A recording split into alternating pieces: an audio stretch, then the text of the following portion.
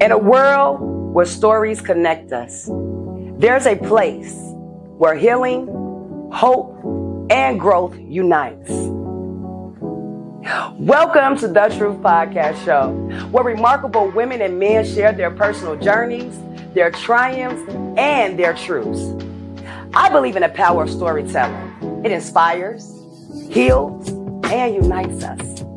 Our inspirational women and men are everyday people overcoming adversities, which shows us the strength of the human spirit, offering hope to those who need it most. But we don't just stop with personal stories. We also spotlight organizations making a real impact, offering resources and opportunities to empower the communities.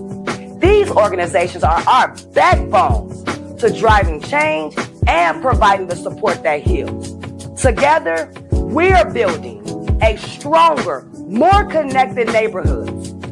The Truth Podcast Show is a space for healing, for inspiration, and for learning from each other. Whether it's overcoming personal struggles or finding the right resources, we're here to guide you in your journey. We believe that together we can rise above the challenges and make a difference. So join us each week on Mondays at 8 p.m. Central Time. You can find us on the Life Show Podcast Network on Facebook, YouTube, Twitter, Twitch, and LinkedIn at 8 p.m. Central Time. As we share stories that connect us all. Because your story, your truth, can help someone else's heart. Catch you on Mondays. Peace out.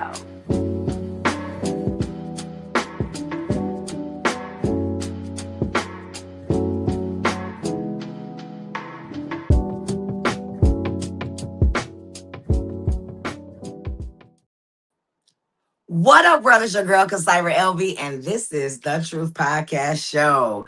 Welcome, you all. I'm super excited. So let me tell you a little things, and it's like dwindling down, you all, to almost the final episode on the Life Show Podcast Network, where you all are able to watch me on Facebook, YouTube, Twitter, Twitch, and LinkedIn, and in other 4 countries. And so, I have to say, this has been a journey for me. In the last February, make 3 years. In the last podcast years, and then even in my life, I'm going through the hardship that I went through for 7 years. So for about 7 years, I have met some amazing people, women and men. And so I'm super excited about the new adventure. As I told you all, I'm going to launch in February. What date? I don't know if I'm going to stick with the third date, the third Monday, or the second. Not too sure yet. You'll get some more information. I'm really trying to see how I want to do it because, like I started last year when I was doing my anniversary / appreciation celebration. So due to finances and just things that happened, in my life that I will be talking about, I'm not going to be able to do the celebration in February, but I'm going to do it. I have to do it every year because without my audience, without my guests, there wouldn't be The Truth Podcast Show. And my producer. So I love that I did it last year. I want it to be bigger, and just celebrate you all for helping me along my journey. Each and every one that tuned in faithfully, people that talk about my show, people that have brought my attention to certain individuals that should be on the show, be a guest. I want to thank you all. And so this journey of mine is really is taking off. And so I am excited. Like I say, in February, I'll be launching The Truth Podcast Show Network. The beautiful sister that I'm going to have on today, I was introduced to her by one of our sisters that's been on the show, Sister Michelle. She was on the show, I think, the first year. And so I love how God connects me. I tell you all the time that God is really strategic. And so besides having my new network station, you all, this is going to be an announcement now. You'll get more details next week. But I am joining a network called The Female Solutions, and my guest, she is a part of that. She has her podcast show as well, and so I'm super excited about that journey. I feel like I'll be able to be free with my women, and so I'm excited about that. I'll tell you, I have chosen the title of my show. It will be Escaping Jezebel's Web, the conversation we don't have. That's the tagline, y'all. Conversations that we don't have. I want to talk about things that we don't talk about, rather motherhood, making wrong decisions, choosing the wrong man to love, things that we kind of keep secret a little bit, even though we know we have done the work to heal or know that we do love ourselves. Sometimes we still actually do some dumb stuff and we be like, why did I do it? I just did it because I felt that for the moment, but man, I knew that was the wrong decision. That was so dumb. Things that we just don't talk about, or situations that you have with your children, as being a single mother, it's a sacrifice that you make. I just want to talk about things that we don't talk about. That's what I want to do. Talk about things that we don't talk about with my own opinion. I'm not, and I will bring some facts in it because sometimes my factual opinions may not be the correct opinions, right? So, I'm excited about that adventure. So I just want to share that with you guys. So we're gonna go ahead and anything else I gotta leave you all? No, I'm still happy. I'm still on my journey. That's the good part because it was literally almost a month that I was just stuck. So now I'm playing catch up, you all. But for all my brothers and sisters out there that are still in the wilderness, are still in their storm, keep pushing forward. I just pray right now that God continues to give you the strength while you are weak. I pray that this show would help one person, if we can catch one person that can understand and learn something and want to heal from it, or know that they got some information that they can help another individual that they know their circumstances, Father God. So we pray that the Holy Spirit will lead us and guide us. We thank you, Father God, for all the provisions that you have provided for us. We thank you for being our, our protector. We thank you for your grace and your mercy. In Jesus' name we pray. Amen. So last week on my commercial, I had, like I said, the inspirational woman of the evening. I met her, and I found out something that I did not know about. Like this is news for me being in and even still connected to the Chicagoland area, even though I'm now a Kankakee, y'all. It's been 5 years, almost six. So I've been here long enough to say that I am a citizen of Kankakee. But um there's a book fair, and so I am super stoked to invite her on. She is an author. She is a teacher of Bitcoin. What's the other word? The crypto coin. She is, like I said, she's an author. She's a speaker. And she loves to spread joy and love. I love her personality. I think this is going to be an upbeat show. So I want to invite my inspirational moment of the evening on the show, Asada Kirkland. Hey, Mhm, girl. mhm, mhm, Hey, I like the flavor mhm, mhm, already. mhm. I like watching you. I was like, "Ooh, she's I was like, "She's intriguing." No, for real. I like that a lot. Yeah, you're Oh, really intriguing. You're doing a great job. thank you, thank you. And the first time I talked to you, we got to talk about this, you all, because she opened up my eyes to something I didn't even think about. Where when you're in this, and when you're on this platform, and you have to, but this is what you want to do, this is what you know you called to do, to fit everybody. And so I sent out a guest list. I mean, a guest guide, right? I'm trying to get professional, right? A guest guide, and we talked, and she was like, "Girl," she started to me, like, "Look, I like to just flow with it." And I said, "I'm thinking like." Did she read? Did she read it? And we talked about it. She opened up my eyes. You opened up my eyes because and we have to talk about this. We have to talk Okay. about the four fish. Got Sure. to. She breaks it down. It makes sense. Like, okay, yeah, I know I'm this. But when we talk about it, she was like, I was getting a little lost, girl. You got to get me straight to the point. And she explained what I like about it is you say, okay, this not for me. It's Okay. cool. But Yeah. let me explain it to you so you don't be offended. And please explain it because you Sure. educated me. Well, the thing about it is, the sister Michelle is the one who told me about you, And so I was like, okay, what's up? I really be going to bed, y'all, like 8 o'clock. So I was like, oh God, I gotta stay up. Oh God, Thank I was about you. to take my hair wrap off. I said, oh God, I gotta stay up. So anyway, Kasira sent me a dope, email with details about the show. Now, when I started to read it, I started to see certain things and details, and I was just like, yo, I'm not reading all this. Now, the reason is it's not like it wasn't good to read, but I told her there are 4 types of personalities when you out there working with people that you need to know. I learned this when I was learning marketing back in the day. So it's 4 different types of fish, right? You got dolphins who are motivated by fun. They usually wear a lot of colors. They usually got blue glasses like this, matching their earrings, whatever. So dolphins are motivated by fun. If you're gonna buy a car and you're a dolphin, you usually want something with a sunroof and it's red or whatever. Now, then there's a whale, which is motivated by helping people. Now they usually wear neutral colors, and if they're gonna buy a car, they're gonna buy a van, an SUV, so they could fit a lot of people because they want to help people and take them around. Okay, cool. Then you got the personality type that's a shark, which is motivated by competition. So good, they wear the little suits, whatever, but they gonna have on the nicest watch. When they buy a car, it's gonna be the top of the line, the fastest, right? And then you got the urchin, which is motivated by facts. And so they can wear neutral colors as well, or gray, whatever. But when they buy a car, they're gonna be like, how much mileage to the gas? How much gas does it take? What's the speedometer say? Oh, they need to know the details.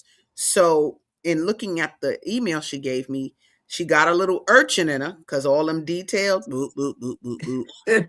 But then she knows she got a lot of whale in her because you can see the message of the show and whatever. Me as a Sada, I'm a dolphin. I'm a dolphin shark. I like to win that competition. I play video games every day. And I am a dolphin. I got colors. Dan, you see, I came on like this. Yeah. So I'm a dolphin. So I'm the type that don't read the instructions. That I just look at the pictures and make it right. So anyway, so when you're appealing to us or talking to a person or a group, you just keep those in mind so that you hit the areas that are important to that group. And so to me, it was just like, what, Ma? Let me get on the show. I don't need to see no questions, yo. Let me just talk. Woo, woo, woo.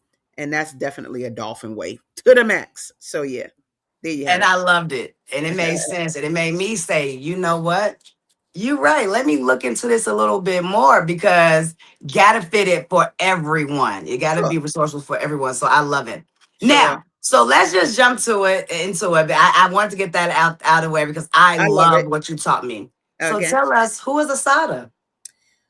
Man, that's a very loaded question. If a dude want to get with me, I'll be like, yo, go look at Facebook, go read that. It's mad stuff about me there. Go Google me. You could Google me, but anyway. But Asada's just a funny little 5 foot girl. People be thinking I'm mad tall because my spirit is very big.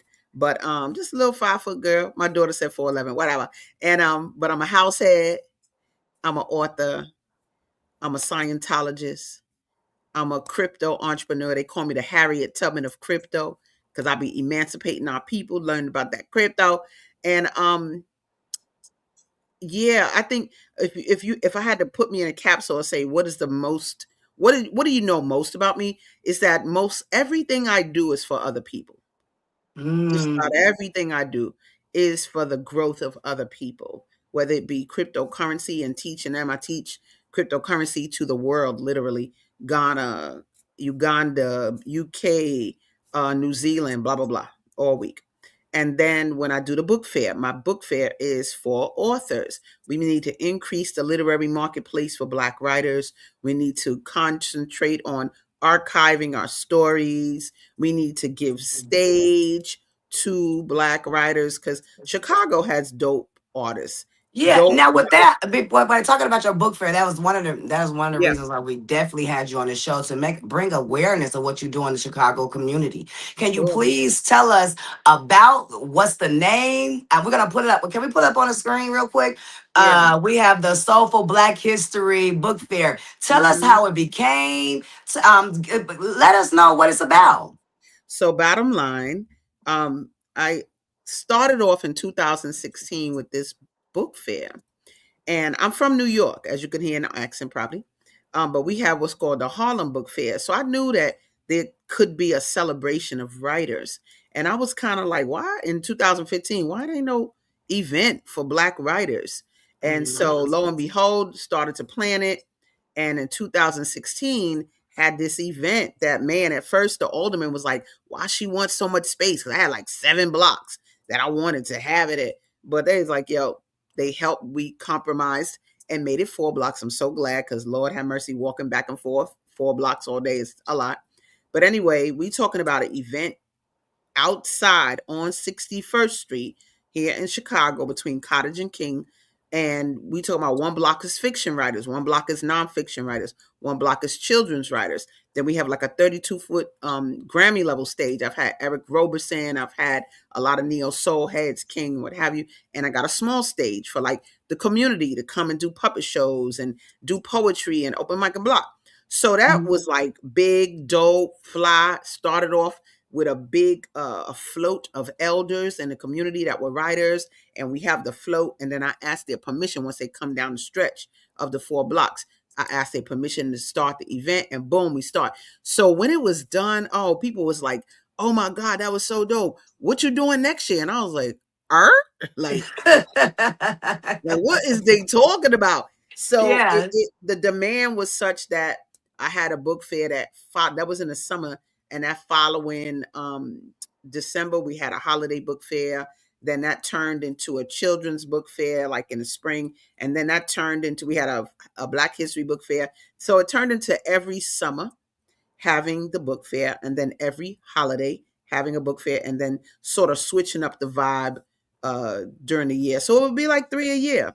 And like I said, what we ended up building a non-for-profit called the Soulful Book Fair Foundation, and we just do a ton of things literary. We've serviced now over 1,000 authors, and we've done over 100 events, all focused on literary enhancement, selling our literature, open mics, all kind of stuff. I have networking events for authors, and we've become like a force in Chicago for Black writing. Even the library downtown was like, "Are you Assad?" I was anyone there. I was like, "Yeah."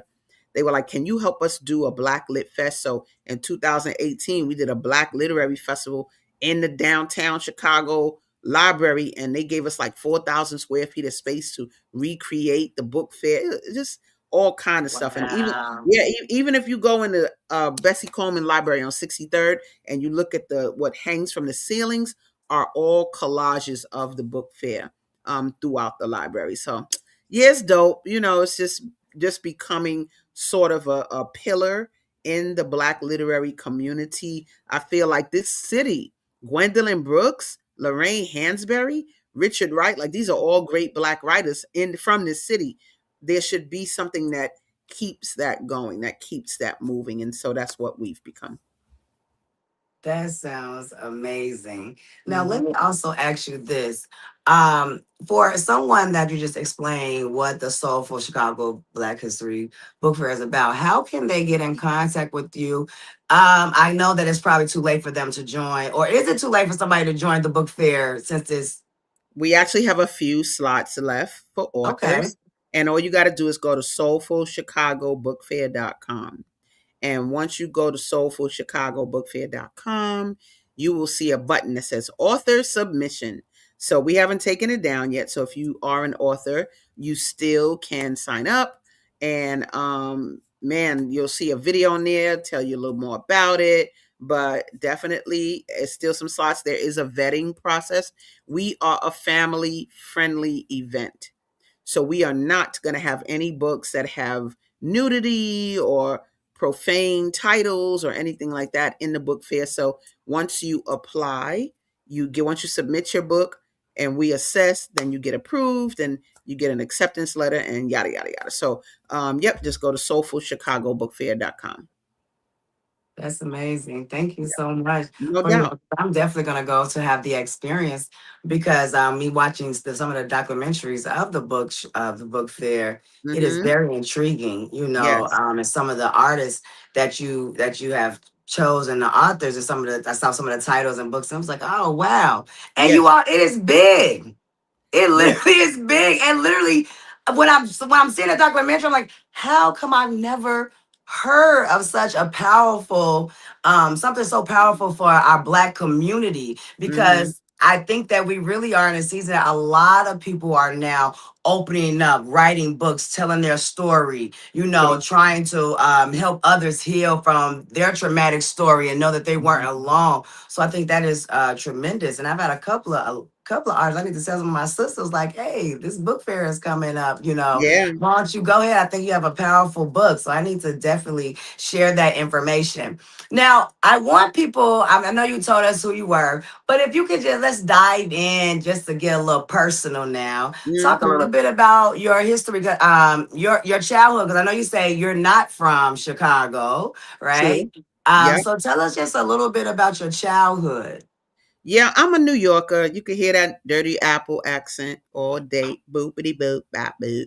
But yeah, I'm gonna be straight up. I had a great childhood. My mom was a ton of fun.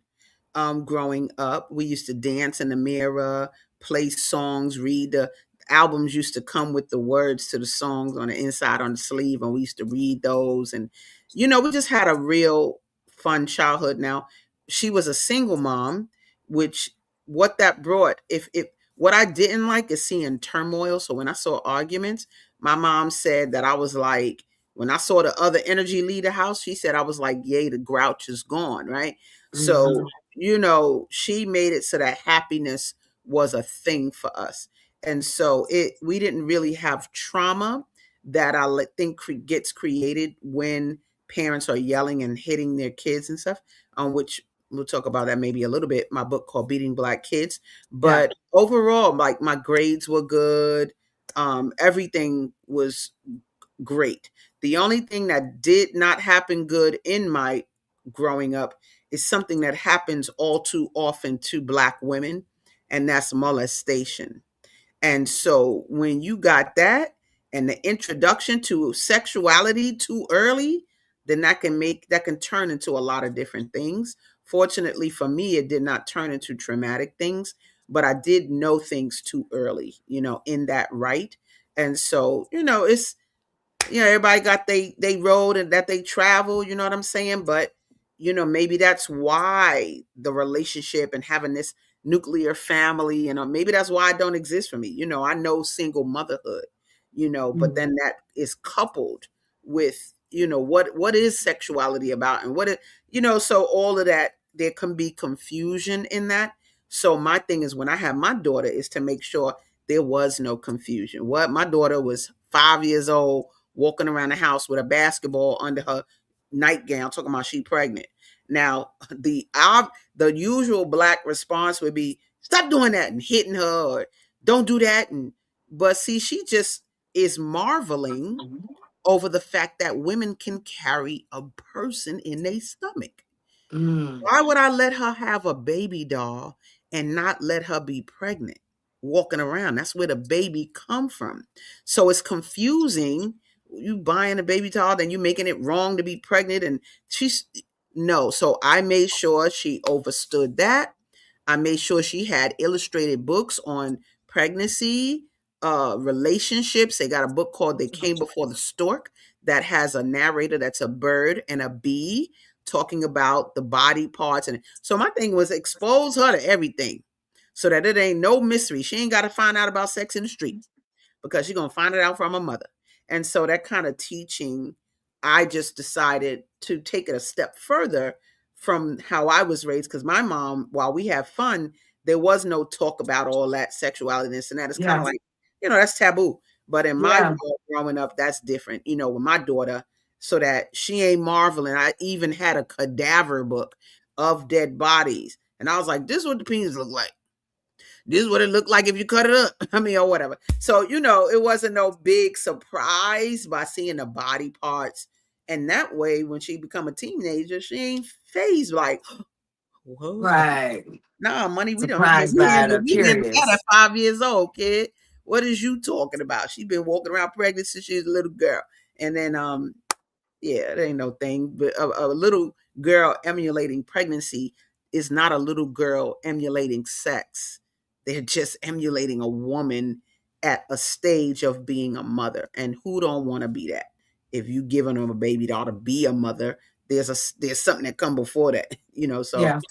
that's sort of what I'm made up of in terms of I was raised well by my mom, but then dealing with children, there's actually a sister here in Chicago. What up, Kandase? I mirrored my motherhood after watching her because of the Mhm. way she always talked to her children, and so I took that observation, and they was 3 and 4 years old arguing, and my she would go, "Help me understand what is happening."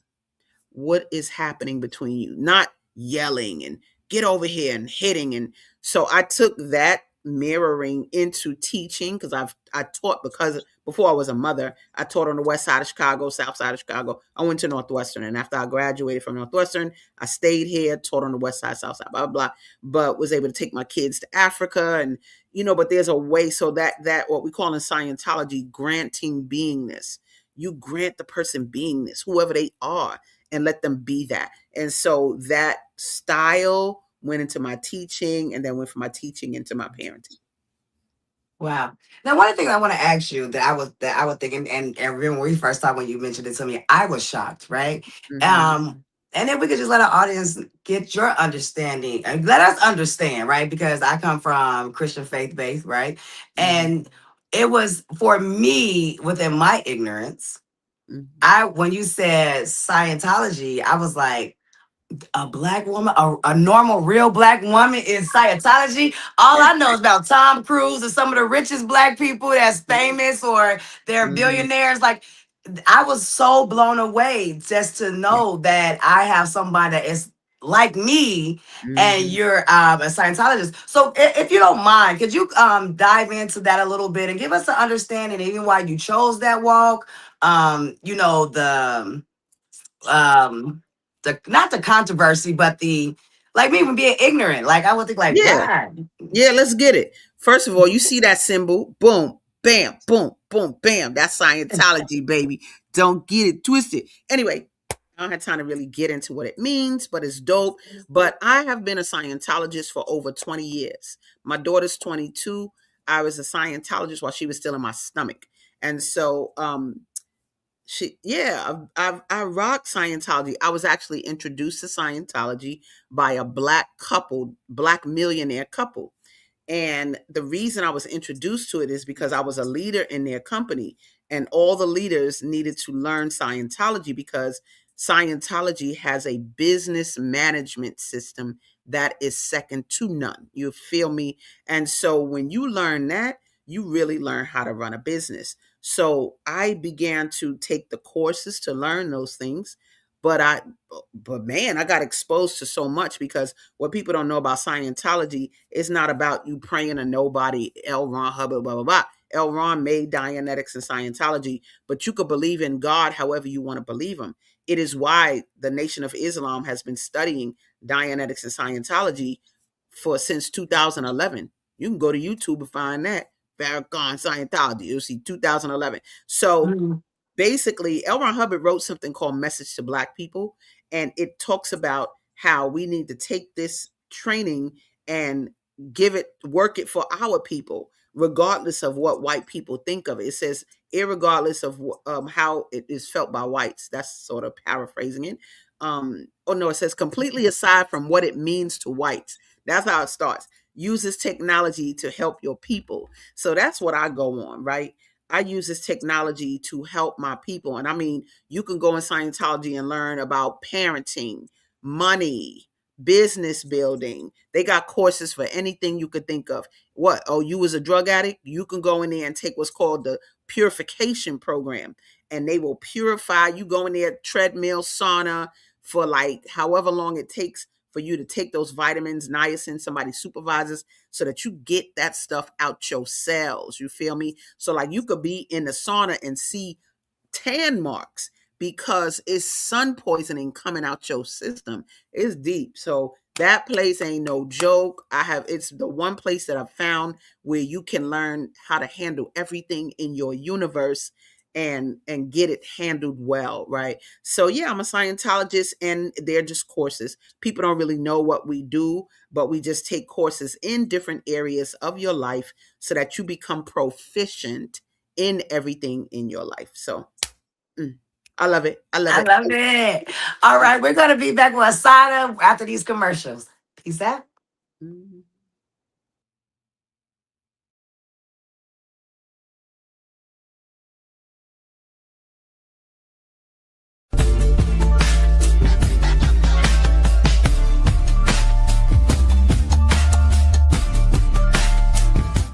Hey world, it's your girl Kasira Elvie.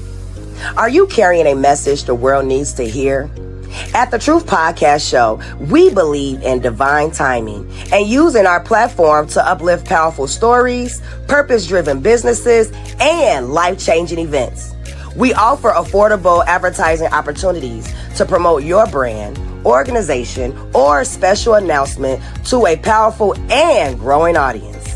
Whether it's a book release, ministry, or small business, let us help you share it with hearts that are ready.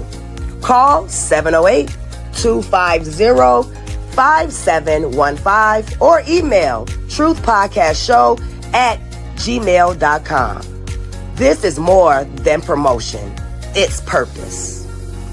Write the vision and make it plain. Habakkuk 2:2. Peace out.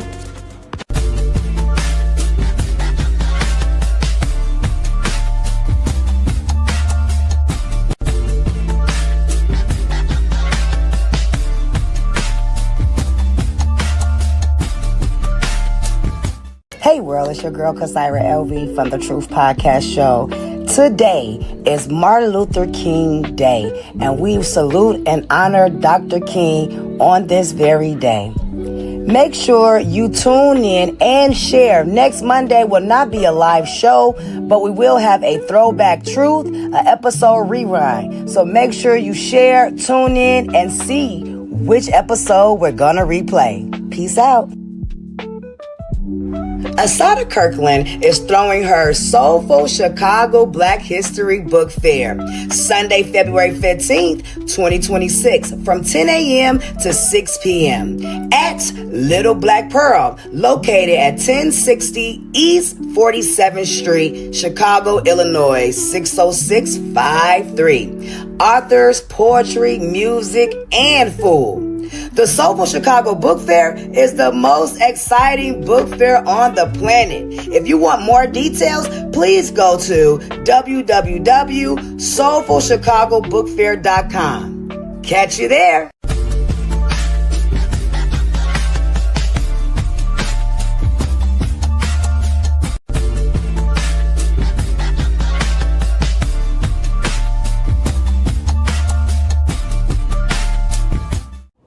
Inspired by the beauty of his late mother, JB created Just Beautiful Clothing, a brand that's more than fashion.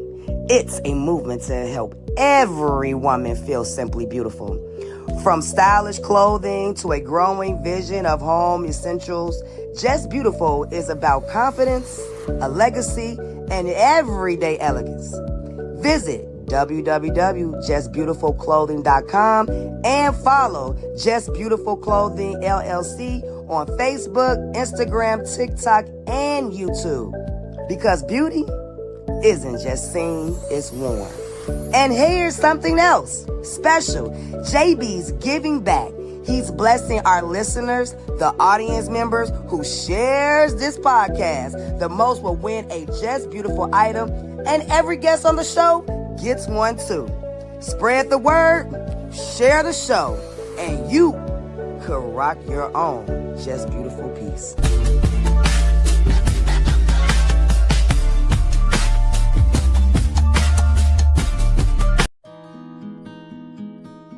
Hey family, it's your girl Kasira Elvie from the Truth Podcast Show. If life feels too heavy right now, please hear me. You are not alone, and God has not forgotten you. For mental health support, here's a number, that you can reach out to 24/7 anytime. If you're facing abuse, reach out to the National Domestic Violence Hotline at 800-799-7233. You don't have to suffer in silence. If you're struggling with self-harm or dark thoughts, you can text HOME to 741-741. Someone will answer and listen. And if you need a reminder of God's promise, Psalms 34:18, the Lord is close to the brokenhearted and save those who are crushed in spirit. Remember, you are loved. You are seen. Keep going. Keep fighting. And know that I am here to help you.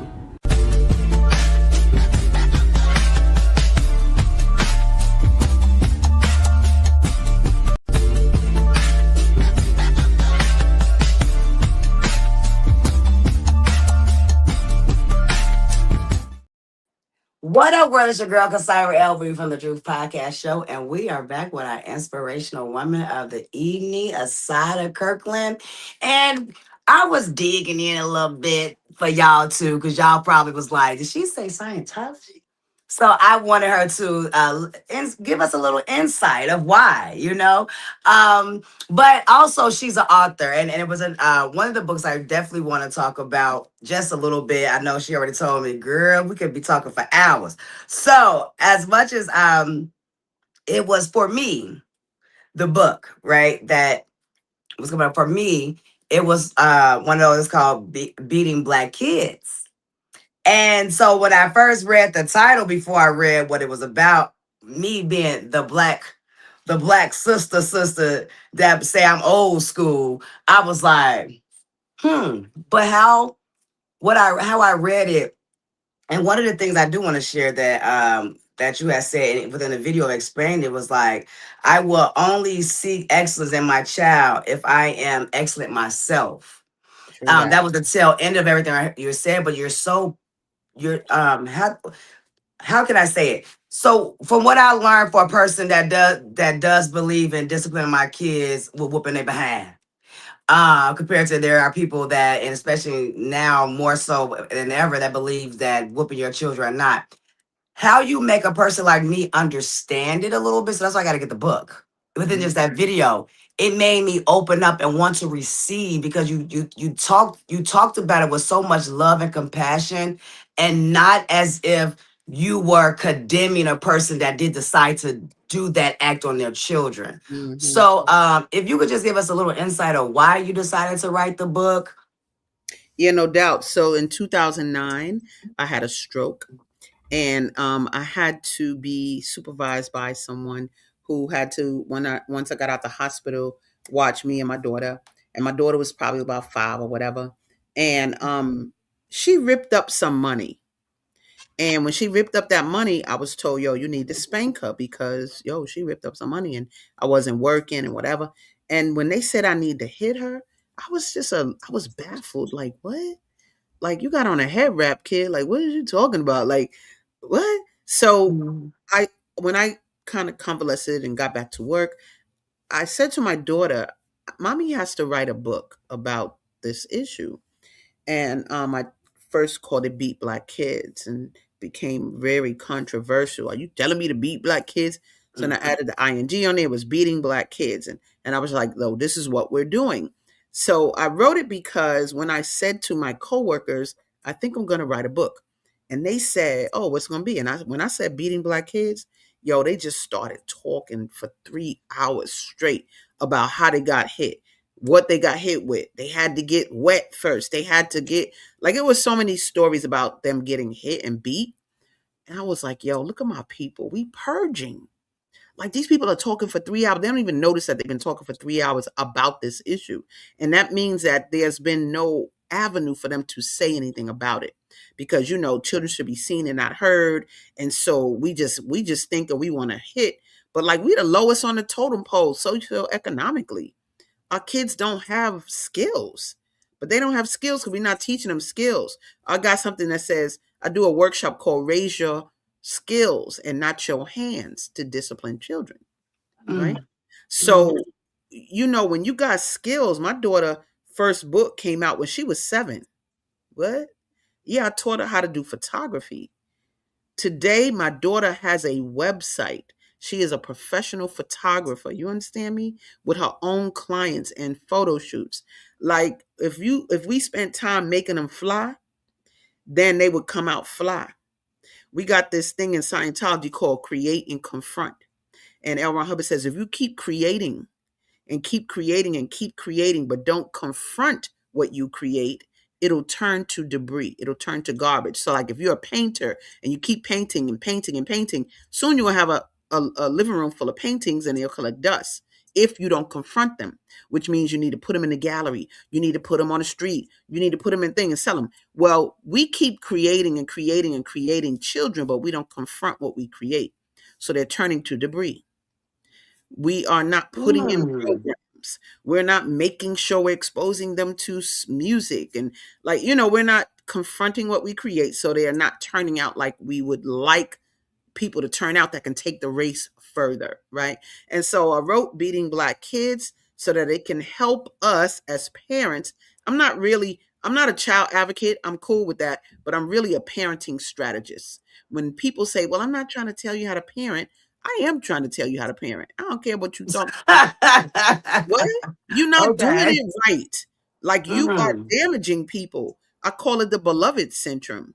When Oprah saw that slave master coming down the road, instead of him coming and getting her kids, she took them in the shed and slit their throats instead of the slave master getting them. Are you serious right now? You rather inflict pain on our children so that they don't get. That's why they say, "Oh, if I don't do it, the police going to do it." It comes from that energy. No, that's not how you do that. You have to give them things that they can grow from and prosper from, instead of bringing them pain and hardship. And it's a lesson that the book teaches. It's not a long book. It's like 97 pages. But the point is, I put little keys next to all the potential solutions, ways you can think, things you can do to do a better job at raising the people we want to run the world. You can't get upset with them in hip hop talking about violence. You introduced them to violence when you started hitting them in home. You Mm. taught them to use violence when they got problems. So they use violence. What is you upset about?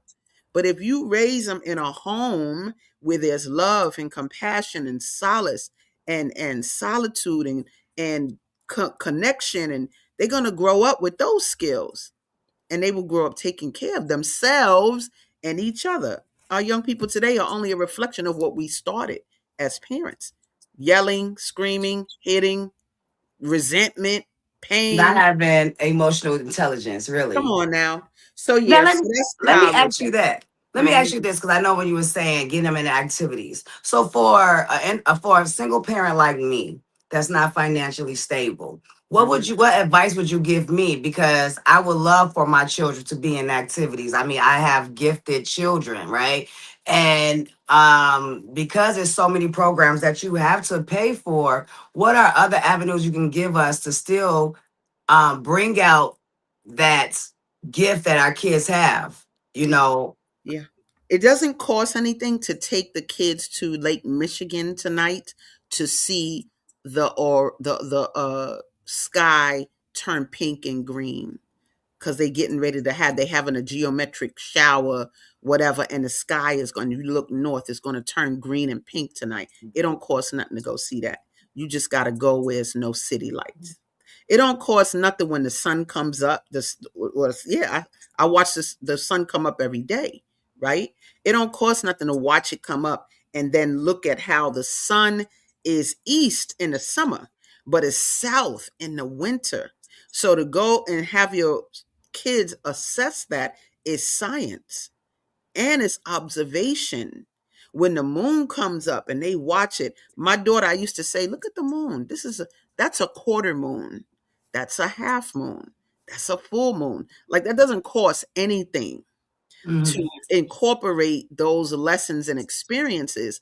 And so what your child ends up having is a memory of experiences that you gave that gave them something. Had nothing to do with money. I ain't talking about putting them in track and this and that and whatever course. You could just do, you can go right to you can go study the grass. You can go, it's so many things in this city. You can just make it so that we deal with science on this day, English on this day. We go and do to art over here. Like it's just too many things. It's no excuses. Like we can create the experiences that they have and it not cost a dime at all. So it's just that we have to take the time to do that. And as adults, we be so busy that we don't give them quality interaction so that they see us as a resource. By the Yeah. time we finish, we so busy looking at our phones to by the time, they asking a question, we going, what? We acting frustrated because they just trying to talk to you. Or we're instilling fear in them. That's what we do well as Black people. We instill fear in our children. So like if I watched this on the bus one day, I got the bus is going through the Black community. The Black kid runs on, the mother goes, sit down, come sit over here. And then they run into the seat they want, but then they gotta come sit next to her fat butt. Now, then the bus went through the white neighborhood. White kid runs on to go sit wherever. Daddy, sit here. And then the daddy goes, okay. And the daddy sits with the child, where the child want to sit. They want to sit in the seat that's up high, like a roller coaster. So it was two totally different realities. Like, wow, look at that control. Sit over here. No pleasure, no letting them have the freedom to explore and sit over here. Come sit over here. Fear. Sit down before you fall. That's what we give to our kids versus freedom, choice, to choose. I just wrote a book called I Had to Choose to Feel Better. Yeah, our kids don't even know how to choose. Instead of teaching them how to be authorities, we teach them how to take authority. That's Mhm. you see. So it's a difference. So it's just a matter of how you Mhm. flow as a parent. Now I see why this got to be a whole show because Yeah. now I got so many questions and things I want to hit you with. Like, wow, when I think about that, because when you say that, it's like, what about the parents, the single? Oh, I don't want to say single parents or parents where life be life and so But I was a much, and single you're parent so. too. So you understand? I'm a single Mhm. parent too. What? You understand? So anyway, but go ahead. No, I was just thinking. I was thinking something like, "Well, I got this. I got going through it, and I'm still dealing with trauma." And I'd love to hear even some more insight of what you think about that. In a sense of when we're talking about showing the children a different way. Because I was telling you, like being in Kankakee, I have met so many people that have never left here, that Yep. have never been downtown Chicago, Hmm. right? For me, living on the south side, suburbs of Chicago, every season, each season, winter, summer, spring, fall, we were downtown. We were going to museums. Yep. We were able to venture off and see things. Even if you have never been out of Illinois, it was still certain things that you were able to see and experience within this Illinois land. You got the southern, people are still different from the southern rural areas compared to the city life people. You saw a difference. So that yeah, I need you back on that show. It's Talk like about your it's book. like this, Ma. I think that what we need to do, and this is kind of with a book fair. Let me tell you, I love when the book fair happens. I'm everywhere doing everything, but I always have a booth because I'm an author, and my daughter got a book too. But the person that runs our booth is my daughter. She runs the transactions. She takes the credit cards. She bags the books. She expresses to the customers about the books. But the thing about it, see, she has the ability to do that. Mhm. And the reason she has the ability to do that is because she was raised a particular way. She was raised in a way that made it so that she could articulate ideas well. She's not afraid of adults. She's responsible with money. All I got to do is show her how to work the credit card machine. So that's that whole thing of there's a part of the brain called the regulatory part of the brain. It's the part of the brain that makes decisions in times of adversity, right? Mhm. Now, because if a body experiences toxic stress, it does not develop that part of the brain. One day, real quick, my daughter was talking to a teacher. She was about sevenish, and she was like, I'm going to go to my grandmother's house this summer and I'm going to have a microwave in my room. I'm going to watch TV. And so the lady said, oh, you're spoiled. And my daughter said, "No, I'm not spoiled. I'm highly loved. There's a difference." Mhm. Mm. When she told me that when she came home, I said, "Get that slave, girl. You better get that slave. You better get that slave." What? No, I'm highly loved. There's a difference, boo. Mm. So that's called regulatory equipment. Being able to, she could have been shot down by a comment like that. Oh, you're spoiled. She could have been inward, but because of that regulatory equipment being intact, not she didn't have to be fresh. She just said, "No, I'm highly loved. There's a difference." I like that. What? No, highly love. It's a I like 7-year-old that. kid, right? So that's gonna make a different type of adult.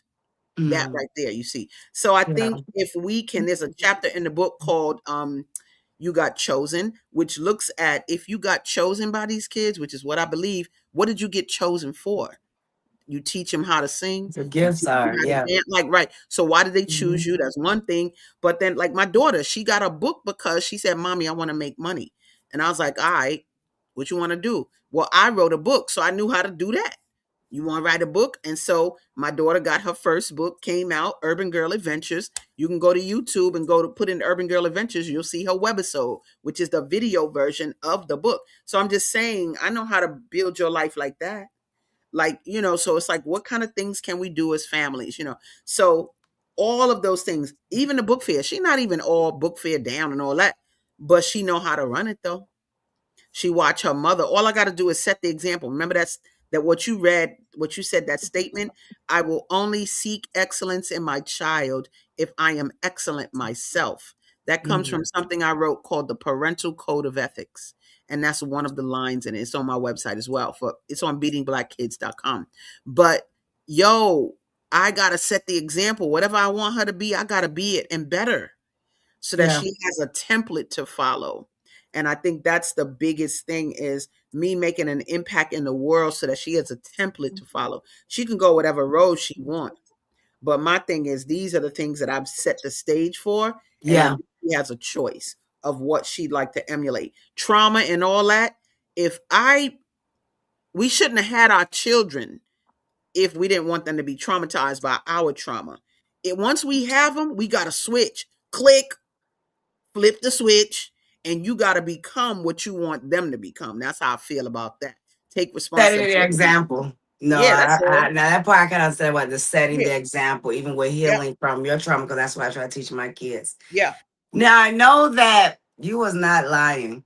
It's almost time to say goodbye. But before I tell you goodbye, within 1 minute, if you could tell us the last thing that I want people to know, and we can pull up that information about learning about crypto, but you have something called Bitcoin for Black people. Bitcoin for Black people. So you can tell us that in 1 minute. Real So quick, my I'm people can into, I'm know. into crypto, yo. That's the new money. Stop playing. You can hear Trump today talk about crypto. The question is, are you going to know about the government's crypto or the crypto that they don't see?